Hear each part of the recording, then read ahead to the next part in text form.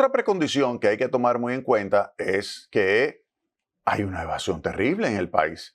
Hay una evasión de impuestos terrible. Ya esto lo hemos estimado y a mí me ha tocado para organismos internacionales estimar cuál es el grado de evasión del impuesto sobre la renta de personas físicas, el impuesto sobre la renta, personas jurídicas, del ITEVIS, pero también del selectivo y a otras figuras más. Miren, a tal punto que se estima que la evasión de ITEVIS, de impuestos sobre la renta a personas físicas, impuestos sobre la renta a personas jurídicas, oscila alrededor de un 50%.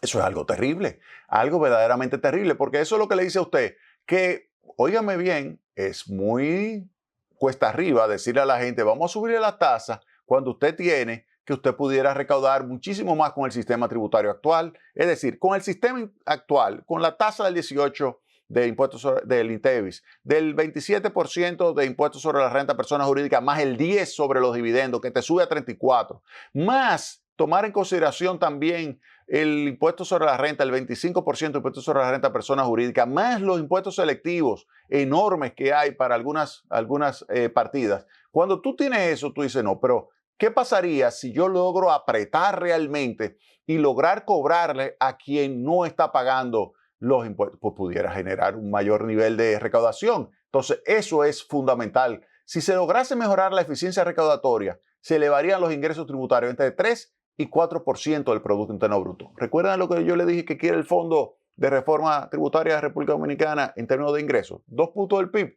Y yo le estoy dando a ustedes que enfrentando la evasión se puede encontrar entre 3 y 4. Entonces hay que tomar medidas para enfrentar la evasión. Eso es clave.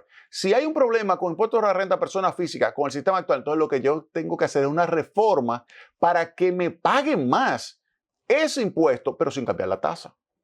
Oigan bien, sin cambiar la tasa, cambiar el sistema para que todo el que esté evadiendo pague, para que todo el que esté evadiendo pague. Entonces, eso es algo que hay que tomar en cuenta. Puedo recaudar entre 3 y 4% del Producto Interno Bruto. Ahora, deben pagar aquellos que actualmente no lo hacen. El 56% está en la informalidad. 56% de los perceptores de ingresos está en la informalidad y eso no es posible.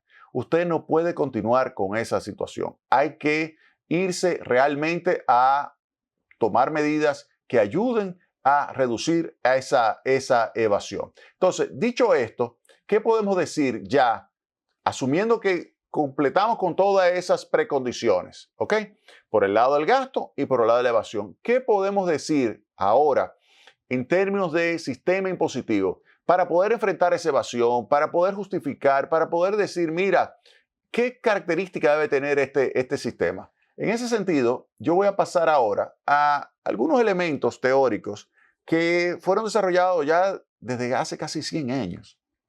Por ejemplo, este artículo de Frank Ramsey del 27, una contribución a la teoría de la imposición, que revoluciona la teoría de las finanzas públicas, establece que el gobierno tiene que recaudar un determinado monto tomando en consideración el impacto que tienen los impuestos sobre el nivel de eficiencia y el nivel de bienestar. Hay que tratar de maximizar el nivel de bienestar de la gente, sujeto a el hecho de que se quiere recaudar recursos, pero maximizando el nivel de bienestar de la gente. Es decir, yo tengo que eliminar cualquier tipo de distorsión que pueda haber en la economía. Samuelson lo popularizó, este tipo de análisis de Frank Ramsey de la Universidad de Cambridge, lo popularizó y luego James Mirrlees y otros autores más como Peter Diamond realizaron aportes extraordinarios en la definición de esa teoría de la imposición óptima, donde se establece que las tasas óptimas sobre renta y consumo están en función de la diferencia de los contribuyentes y los productos a ser gravados, donde se populariza la idea de que se establezcan impuestos a bienes de consumo con una baja reacción a los movimientos de precio, es decir, con una baja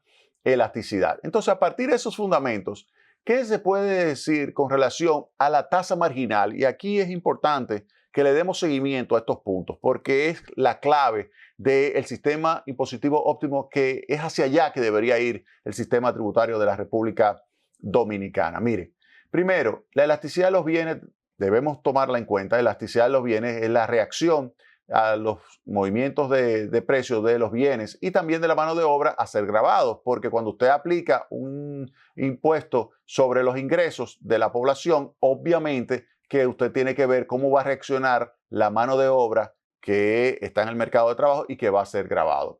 También la tasa impositiva debe tomar en consideración la distribución o las habilidades de los ingresos de los contribuyentes, es decir, usted tiene que ver qué tan hábil son las personas, saber cuáles son sus ingresos, verificar realmente que estos no se están evadiendo y que usted puede decir que aquellos que ganen más son los que más van a pagar. También debe tomar en consideración el efecto ingreso y sustitución que tengan los impuestos sobre el empleo y el ahorro. Todas estas son reacciones que usted debe analizar a la hora de usted definir lo que va a ser la tasa impositiva marginal, porque de lo contrario usted puede crear distorsiones que reduzcan la actividad económica, como vamos a ver un ejemplo. La incidencia sobre los productores y los consumidores, el patrón de consumo de los contribuyentes de menores ingresos. Por ejemplo, si usted tiene personas de menores ingresos que consumen bienes que están exentos y usted lo quiere gravar, ¿eso qué consecuencias tendría? ¿Qué complementariedad usted debería tener? Bueno, si hago eso, debo complementar esto con una medida, por ejemplo, de transferencia de recursos, el nivel de competencia de las condiciones del mercado. O sea, si usted tiene unas condiciones de competencia en el mercado, pues eso puede asegurar que si aumentan las tasas no se va a trasladar totalmente esto al consumidor, sino que una parte la va a tener que absorber el productor. Y también hay que tomar en cuenta que el nivel de renta que se desea dejar exenta para elevar la progresividad del impuesto sobre la renta. No es lo mismo usted tener, por ejemplo, un límite exento de 20,000 pesos mensuales, impuestos sobre la renta a personas físicas, que un límite de 40,000 pesos. O sea que esos son elementos que hay que tomar en cuenta. Y también tomar en consideración que aun cuando se diga que es mucho más fácil una tasa impositiva única aplicada sobre, por ejemplo, el consumo de bienes, como sería el impuesto del ITEVIS, pues hay que tomar en consideración que eso puede ser regresivo porque afecta mucho a los pobres. Entonces habría que implementar un programa que compense a los contribuyentes de menores ingresos. Entonces, hay que evitar con ese sistema las distorsiones. ¿Distorsiones de qué? Ahorro, inversión, trabajo, innovación y producción. ¿Para qué? Para que la economía se mantenga lo más cercana de la frontera de posibilidades de producción. ¿Eso qué significa? Que debemos tratar de mantener la eficiencia. Si usted tiene un sistema donde pone una tasa excesivamente alta que distorsione lo que son estas decisiones de ahorro, inversión, trabajo, innovación y producción, usted tiene un deterioro de la capacidad de crecimiento económico. Por ejemplo, impuestos con tasas excesivamente variadas o muy altas tienden a distorsionar las decisiones y pueden provocar ineficiencia y el deterioro de los ingresos, como es el caso, y eso yo lo coloqué acá en la curva de Laffer en República Dominicana. Yo aquí en mi blog hice una entrada donde pues presento lo que es la curva de Laffer en el país y estimo a partir de ahí, dado primero la evidencia internacional, señalo que en la República Dominicana existen casos donde se ve claramente cómo elevadas tasas pues producen una reducción de las recaudaciones a través de la disminución de la base imponible. Y coloco el caso de las bebidas alcohólicas como la carga tributaria sobre el ron, pues que es más del 50%, y si es el ron de bajo precio, 60%, redujo en más de 4 millones de litros de alcohol absoluto. Esto sucedió entre el año 2012 y el año 2017, cuando aumentó en más de 55% la tasa de impuesto selectivo y de 33% de impuesto ad valorem, que también es selectivo. Pues esto produjo esa disminución de la base imponible y al final la consecuencia fue un traslado de esa demanda hacia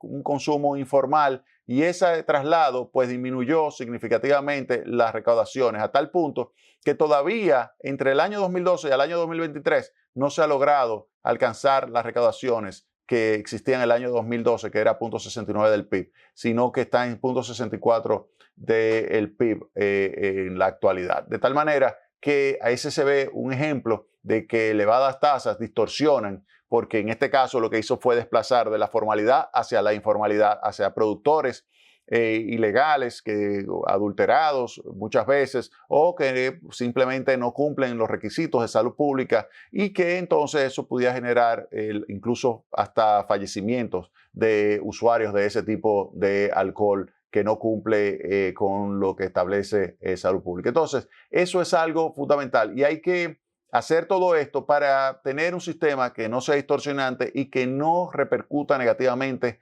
sobre el bienestar de la gente. Eso es fundamental. Ahora bien, tenemos que hablar, además de las distorsiones, tenemos que hablar de la equidad. Y en ese sentido, vamos a hacer una pausa y vamos a retornar con los elementos clave que deben tener un sistema tributario en términos de distribución de la carga para que sea verdaderamente un sistema tributario justo, equitativo. Vámonos a la pausa y retornamos en breve con Tecnopol.